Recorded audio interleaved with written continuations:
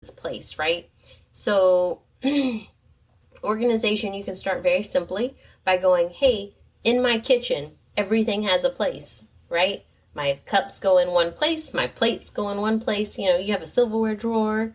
And hopefully the family assists. And they should. You hope. I don't remember where things go. And so I label my containers and my cabinets. That's my husband's favorite thing to do, is to label stuff. And I have a label maker, and I totally am like, here you go, have at it. And he'll label stuff. And my daughter's getting the same way. And I'm okay with that, because it makes them want to do the things the way I want them to do them. And which makes it easier for me. It's more family time, yeah. Right? Yeah, more family time. So think of it that way. You want every room to be set up like your kitchen. Everything in its place. That's like the definition of, I would think, of organization. Right? Yes. Yeah, okay. So it also helps keep a tidy house, and it can help remove clutter. I like the idea of this, but I'm not very good at it. Yeah. I have a clean house, but not a clutter-free house. That's true for me as well. Yeah, it's clean, but I get stacks of paper, and they live in that stack until probably the end of the month when I have a free weekend. And then the ideas I organize them, I'm not going to lie to y'all, the ideas that I organize them, and I put them in But really, it's just in a new stack. It'll get put into the big stack that's sitting in my bedroom, and my husband will be mad at me about it. And I'll tell him, I'll do it when I get to it. And it just lives in this big stack. But I literally have filing boxes because I save so much. Because I'm always worried that I'm going to need that. Important. It's going to be important. I'm worried that I'm going to need that receipt for that warranty. Or my kid's going to ask about something, and oh my God, I had that. So I panic about those things. It was tucked away somewhere special. Yeah, so everything gets filed. I file everything, and I just have lots of filing boxes, and it's all very organized in my filing boxes. But until it makes it that far, it lives in a pile on top of the file box. I'm that person. Sorry. I've been trying to declutter this week, especially. I think it's back to school time. When you're going back to school time, you kind of have all of these things that happen. Christmas happens, and then you got to be clean before January again, and spring cleaning happens. It's just like year-round decluttering. Yeah. So, people keep giving me things. Right? Quit giving me shit. I like this stuff. I try to, think about that when I'm buying gifts for people.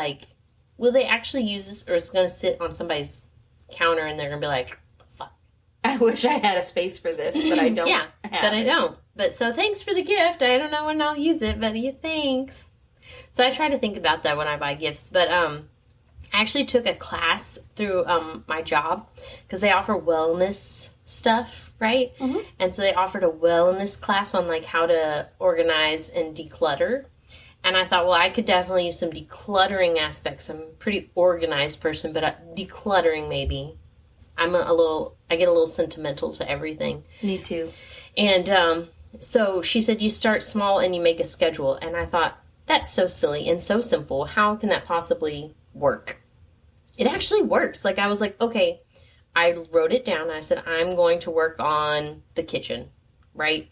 And I write down the kitchen, and I write down my goal for the kitchen. What do I want for the kitchen? Well, I want my counter space back. So I want to get rid of all the appliances I'm not using ever. And I did. It took me, because like I said, I get emotionally attached, so it took me probably longer than it probably should have, but I felt like I made a lot of real progress. But you work in just that space. Yeah, because then you get distracted like me. Yeah, the whole goal is not to be distracted. Yeah, so you have to literally go, I'm only going to work in the kitchen. But I think writing it down helped. I also get very financially connected to items. Yeah, because you're like, I spent money on that. But I spend so much money on that. Yeah. But am I actually using it enough to get that money out of it? I don't know. Right. I had sold a lot of stuff on Facebook marketplaces last year. And it made me feel better, because then I felt like I was getting some monetary value back. Mm-hmm. Right? But the few things that nobody wanted to buy, I was really bummed about, and I took them and I donated them. But I tried to give myself a goal of, okay, if I'm going to sell it myself, I'm going to try to sell it for 2 weeks. And Oh, after that's 2 smart, weeks, because I just attempt and then I just put it in a corner of the room and just ignore that it exists. my husband said if I did that, he was going to throw it away. He doesn't have emotional attachment to stuff like I do. And he's like, I could just throw it in the trash. And I'm like, the fuck you will. No, you won't. You are mistaken. And so he was like, if you put it back, I'm going to throw it away. And I said, okay, well, if I put things in this spot and I say I'm selling them, can I sell them? And he was like, oh, we can agree to that. He goes, how long? And I was like, well, until they sell. What do you mean? What do you mean? There's Until nice someone things. wants to buy my junk. And he was like, no.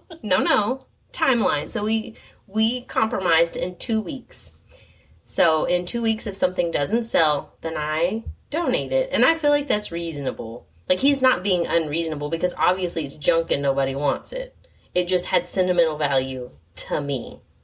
I have the hardest time getting back into a routine of cleaning and organizing when I've gotten out of that routine, even for a slight moment. Mm-hmm. And I think that clutter contributes a lot to why it's hard to get back into that routine. They say that clutter really affects routines and moods. So if you're a person who is or suffers, if you suffer from depression, then clutter really can add to your disability because it just drags you down with it. Makes total sense. I agree. We talked a little bit about, like routines back in episode 11. So I feel like this kind of like plays, they kind of work together, right? You got to find your routine and then you can start organizing your life and making it all part of a thing because you have to have a routine with your organization. I read somewhere once that it's best to be like, okay, on Mondays, I dust. On Tuesdays, I vacuum. When I was growing up, that's what we had.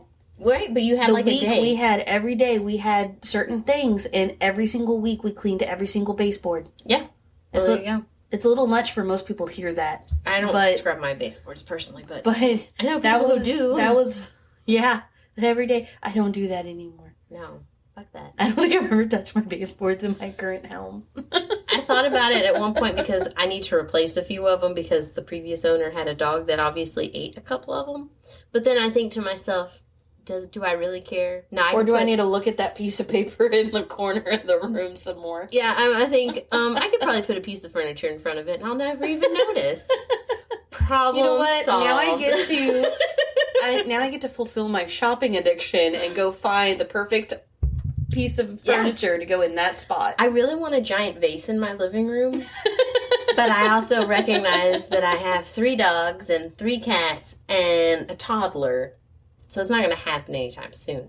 I had a weird metal vase thing in my living room. Do you remember that? Yes. The kids always knocked it over. Oh, and the whole top would come off, and he would hide things in there, and he'd always put blankets for some reason inside of that thing. That's nice. Anyway. That's nice. So when you couldn't find stuff, it was in the vase. And one of these days, I'm gonna get a giant vase. It's just happening. But anyway, do one room at a time when you start. I don't know. Once you get into a rhythm, they say that this can go pretty smoothly, and you won't have near as many complications and distractions like we were talking about. But you gotta get to that routine. So they say set a room or an area 1 per day. Don't overstress yourself. So we talked about it a couple of weeks ago that I cleaned out my closet. So that was a big deal. I literally wrote clean out closet, and I wrote what my goals were for my closet. I knew things that I needed to get rid of. I knew things needed to be relabeled and reboxed. And I had to get rid of a bunch of clothes. Yeah. I had to be realistic. If I haven't worn this outfit in 7 or 8 years. I like how you're looking away. Because there's a lot of shame. There's some clothes in my closet that I had to get rid of this year because I haven't worn them in over 15, 20 years. And you're like, why do I have this style anymore? Why would I wear this? I was a teenager. Why do I have this? Yeah, but again, I think it's emotional attachment. Is why I keep it. And so anyway, I did get rid of a bunch of things, but we wrote it down. So then I already mentally prepared myself for what was going to happen because emotional attachment to everything. So and don't feel bad if you need more than 1 day for a certain project or a certain space. But don't give yourself 2 months. No. Because then you're not actually going to organize it. No, you want to set realistic goals. They have to be realistic. We can't be planning 5 months out. It will never happen. No. My husband's already talking about cleaning out our shed, and it already makes my throat a little tight thinking about it. Not that I even know what's in there, y'all. That's the problem. But I don't want to know there? what to find out. What is in there? I don't know. I don't want to deal with it. I don't want to deal with it, and there's emotional stuff to it. So, anyway, but you should do it as a team.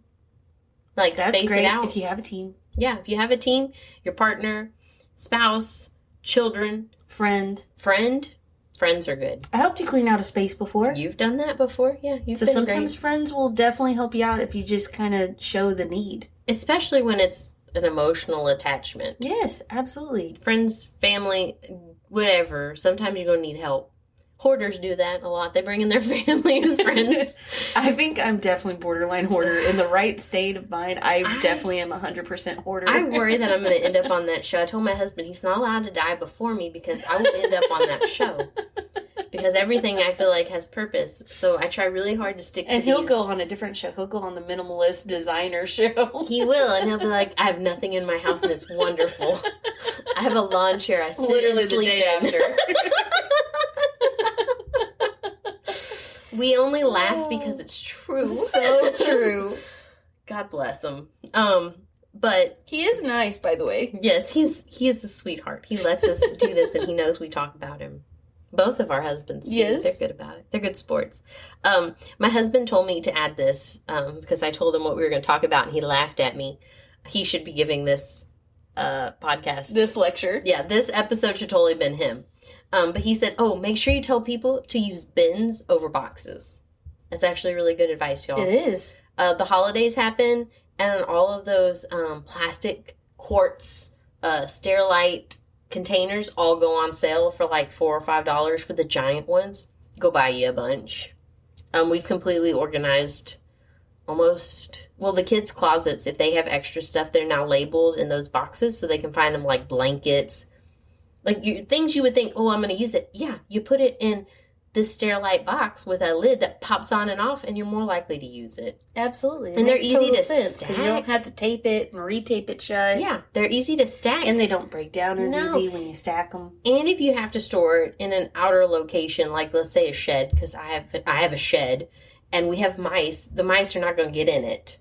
As easily. They'd have to really want it. And right now they don't really want it because there's too many other options. So I've got that going for me. Until you clean it out. Well, they like the chicken coop right now. I keep finding a mouse sleeping in the chicken coop every day. It's like, Aww, I don't understand. That's kind of sad.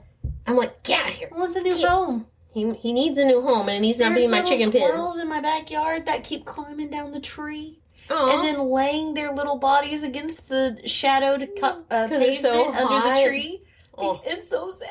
I put a Those little poor saucer of water out babies. there. Like, I don't really particularly like squirrels, but I babies. feel bad for you. Right. Anyway. Aww. It's been ridiculously hot, y'all. Ridiculously hot. So, anyway, bins over boxes.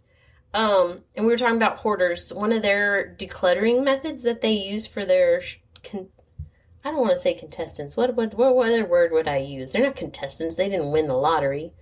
I don't know. Participants. That might be a good word. The participants, what they use is a keep, donate, and trash pile.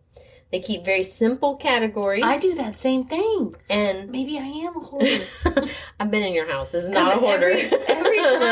Every time I get to reorganizing, I do the exact same thing. I have a keep pile, a donate pile, and a trash pile. And every now and then I have a fourth category.